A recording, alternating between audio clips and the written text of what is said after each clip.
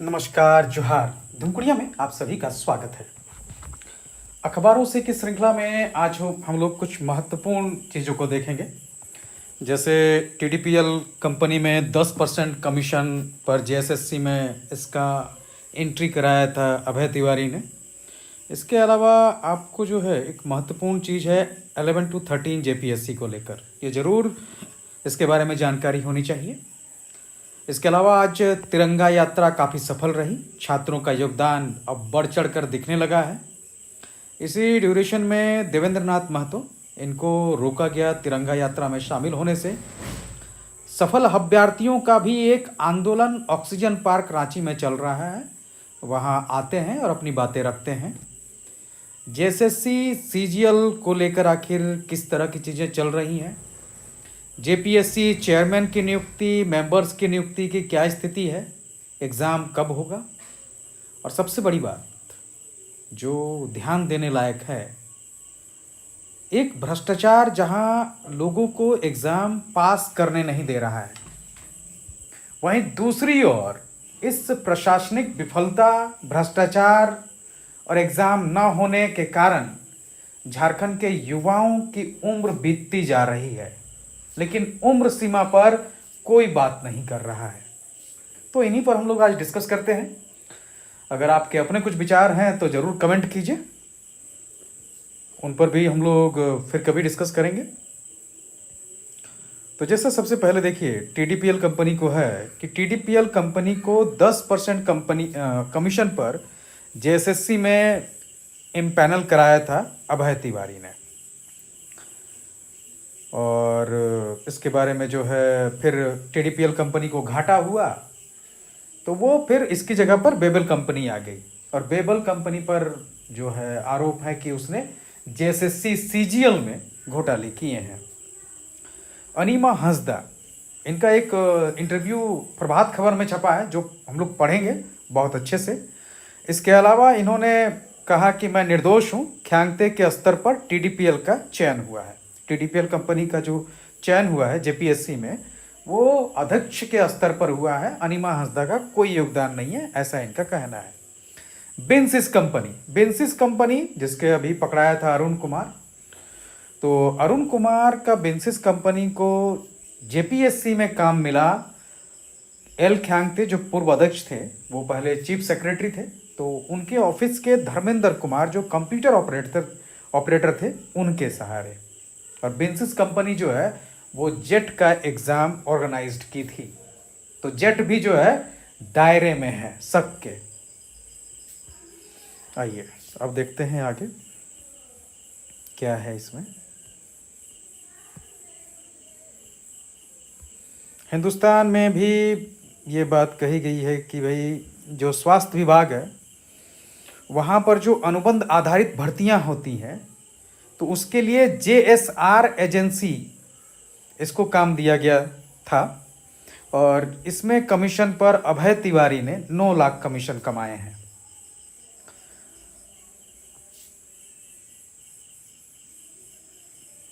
देखिए, जो TDPL company है जिसको जेएसएससी में काम दिलाया था अभय तिवारी ने, उसमें बिलिंग पर उसे 10% कमीशन दिया जाएगा, ऐसा टीडीपीएल ने अभय तिवारी से वादा किया था। और अभय तिवारी ने यह भी बताया कि जेएसएससी के असिस्टेंट सेक्शन अफसर प्रेम कुमार से उसका अच्छा संबंध था, इसलिए टीडीपीएल ने जेएसएससी में अपना एंट्री करने के लिए अभय तिवारी और प्रेम कुमार को 5-5 लाख रुपया दिया था। तो टीडीपीएल को जेएसएससी में बायोमेट्रिक्स का काम मिला, पर रेट कम होने के कारण कंपनी काम नहीं किया। तब जेएसएससी से डी इम्पैनल कर दिया गया था इस टीडीपीएल कंपनी को, और इसके बाद ही बेबल कंपनी आई थी। और अभय ने ही जेएसएससी में बेबल कंपनी को इम्प्लैंटमेंट करवाया था, मतलब एंट्री करवाया था, जिसका भूमिका सीजीएल में संदिग्ध है। वहीं जेएसएससी में टीडीपीएल के इम्प्लीमेंट को रामवीर सिंह ने भी स्वीकारा है कि अभय तिवारी ने ही कराया था, ये भी उसका कहना है।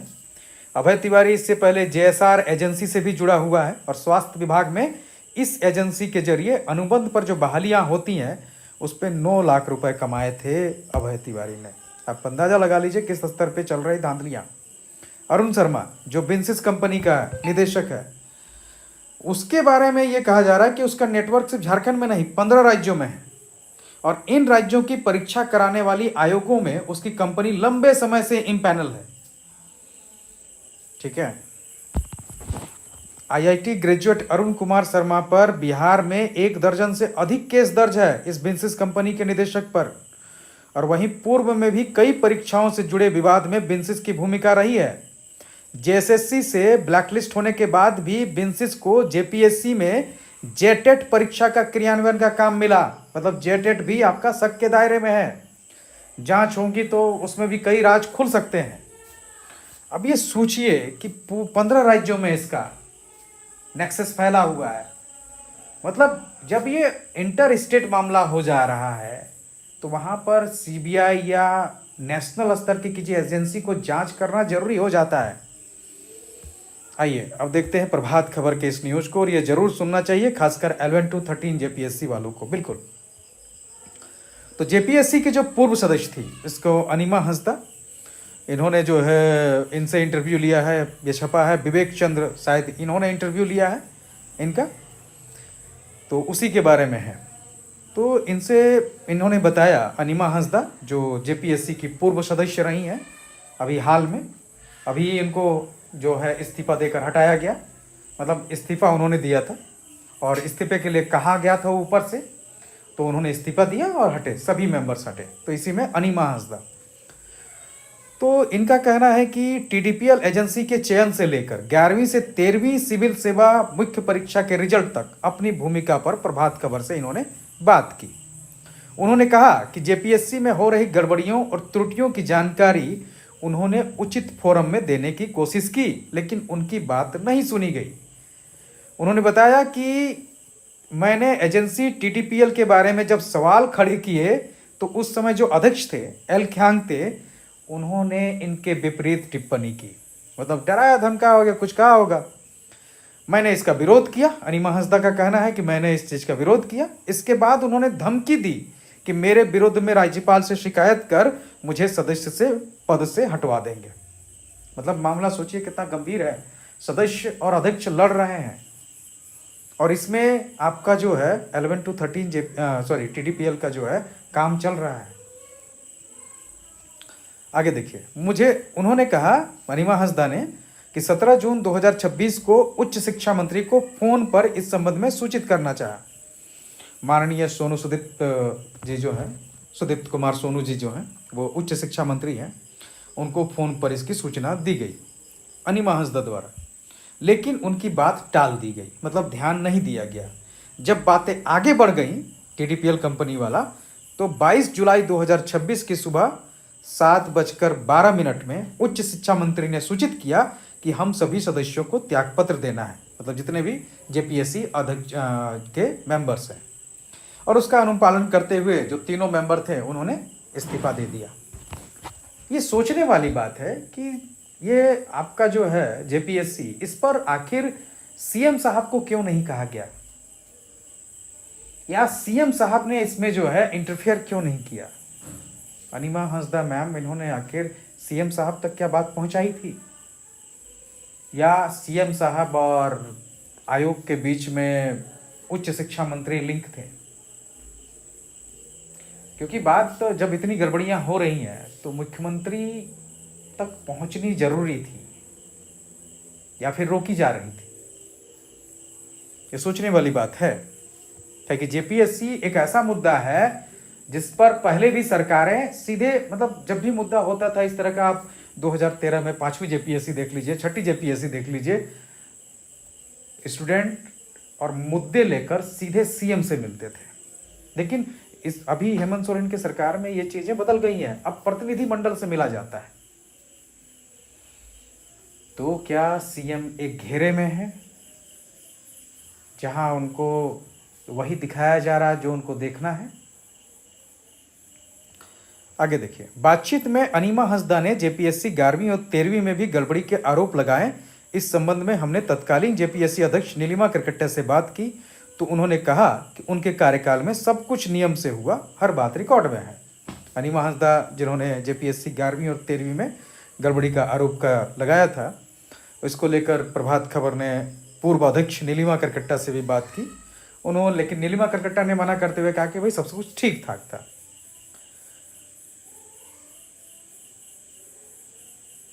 अब देखिए, ये बड़ा मतलब क्या कहें, झारखंड का दुर्भाग्य है। जब उनसे पूछा गया कि 11वीं 13वीं सिविल सेवा मुख्य परीक्षा के रिजल्ट पर भी सवाल उठे हैं, तो उन्होंने कहा कि मैंने 11वीं और 13वीं सिविल सेवा के मेंस रिजल्ट पर हस्ताक्षर नहीं किए थे। मतलब मेंबर का हस्ताक्षर ही नहीं है रिजल्ट में, उसमें कई त्रुटियां थीं और इसकी सूचना मैंने माननीय उच्च शिक्षा मंत्री को दी, जो कि सुदीप्त कुमार सोनू जी हैं।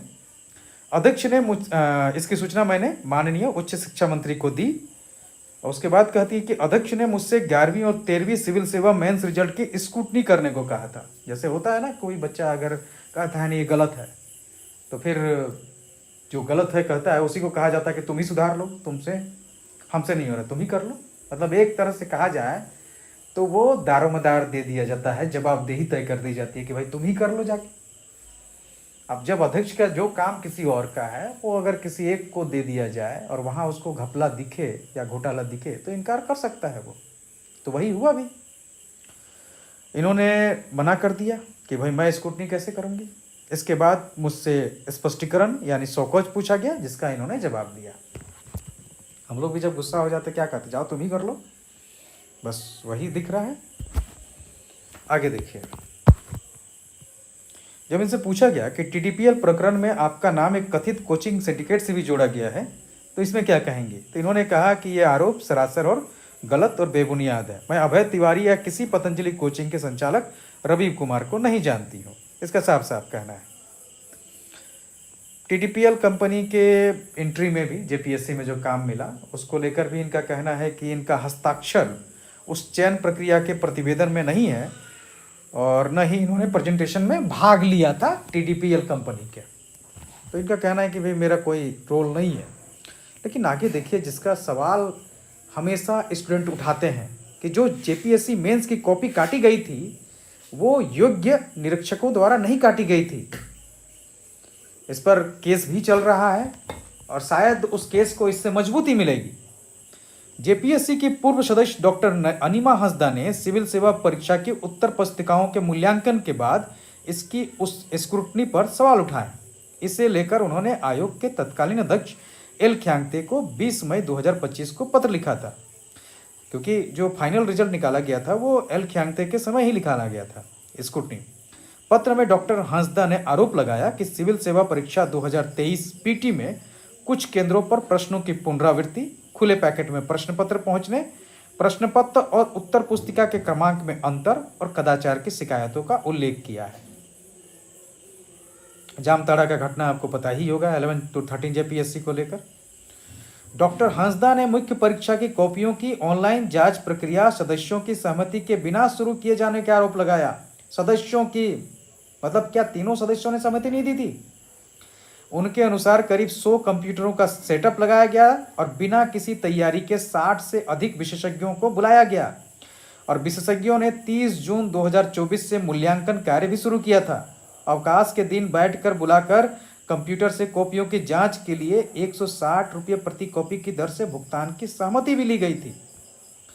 आगे सुनिए, अभी कितना मतलब इसमें गड़बड़ झाला है। आपको पता ही होगा कि यही पूर्व अध्यक्ष एल ख्यांगते थे जिन्होंने 25 कॉपी पहले एक व्यक्ति द्वारा एक दिन में काटने का था, जिसको एक दिन में 50 कर दिया गया। अब सोच लीजिए, अगर एक व्यक्ति 25 दिन में एक कॉपी काट रहा है, मतलब अगर आपको 6 घंटा या 8 घंटा का ड्यूरेशन भी है तो उसके हिसाब 6 घंटा तो 360 मिनट यानी 25 डिवाइड कर लीजिए उसमें। लेकिन जब 50 कॉपी का बात आता है, अगर 6 घंटा है या 8 घंटा भी है, 480 मिनट, 50 कॉपी मतलब 10 मिनट में एक कॉपी, 4 क्वेश्चन, कैसे चेक होगा? मतलब योग्यता को जो है सिर्फ गड़बड़ियों के कारण कुर्बानी दे दी जा रही है। झारखंड में आखिर योग्य अधिकारी कैसे चुने जाएंगे जब प्रक्रिया ही गलत है?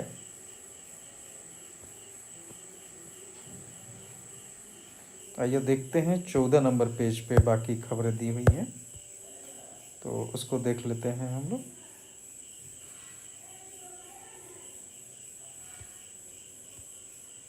आपको जानकर बहुत ताज्जुब होगा कि जो कॉपियां काटी गई वो योग्य नहीं थे, तो कैसे चुने जाएंगे योग्य अधिकारी? आगे देख लीजिए। नियम विरुद्ध बना था विशेषज्ञ कमेटी।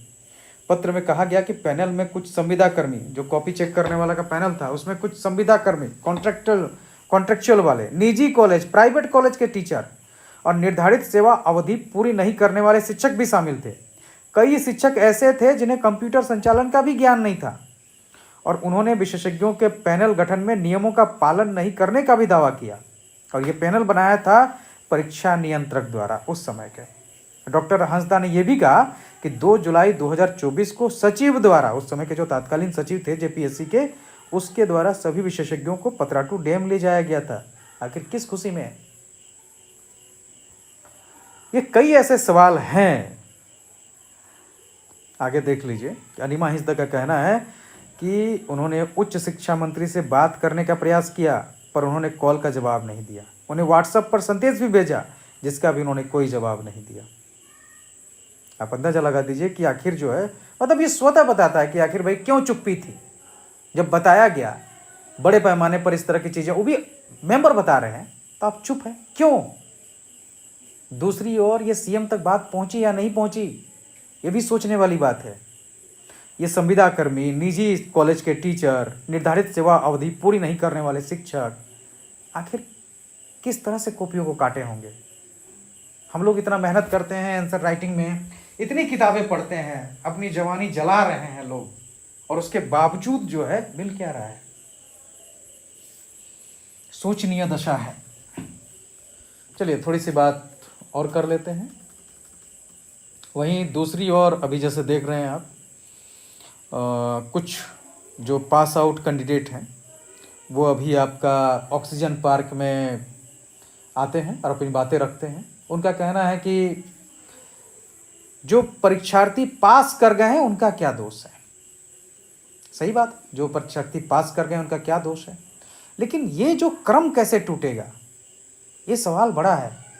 कहीं ना कहीं तो एक बार रद्द होना चाहिए, क्योंकि रद्द नहीं होकर सैनिटाइज करने के चक्कर में ही ये भ्रष्टाचार का बोझ बरसों से यहाँ के युवा ढो रहे हैं, और ये सोचना होगा इस पर जरूर। तिरंगा यात्रा आज काफ़ी सफल रहा है, बहुत ज़्यादा भीड़ जुटी थी, इसमें कोई डाउट नहीं है, और सरकार पर जो है इसका प्रेशर तो पड़ा होगा। वहीं देवेंद्र नाथ महतो, उनको रोका गया तिरंगा यात्रा में शामिल होने से रोक के लेकर, और निसंदेह ये होना नहीं चाहिए था। देखिए, चेयरमैन एग्ज़ाम कब होगा ये भी एक सवाल है। जहाँ तक उम्मीद है चेयरमैन अभी शायद नहीं आएंगे, अभी इंतज़ार करना होगा। जैसी प्रक्रियाएं चल रही हैं, जब तक इसमें एक स्टेबिलिटी नहीं आती है तब तक कुछ नहीं होगा। आपको इंतज़ार करना है, करना ही पड़ेगा। बीपीएससी का भी पीटी है, दीजिए। जो लोग अगली जेपीएससी में लगना चाहते हैं वो लगिए। 14 जेपीएससी बैकलॉग जिस तरह से सरकार ने घोषणा की है रद्द को लेकर, तो चेयरमैन और मेंबर्स आने के बाद ही जो है वो ऑफिशियल तौर पर जेपीएससी द्वारा रद्द किए जाएंगे। नोटिफिकेशन वापस नहीं होगा, संभावना उसकी कम है। नोटिफिकेशन वापस होने की संभावना यही है कि 14 जेपीएससी रद्द होगा, फिर उसका किया जाएगा, फिर से शुरुआत किया जाएगा।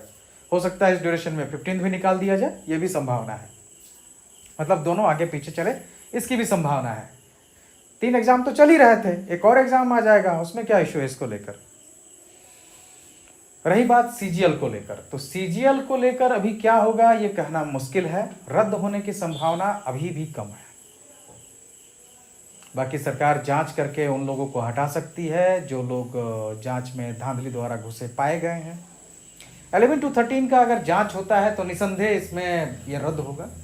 और जिस तरह के सबूत अनिमा हंसदा द्वारा दिए गए हैं प्रभात खबर के इंटरव्यू में, ये कोर्ट में रखे जाने चाहिए। अब सवाल एक है उम्र सीमा को लेकर।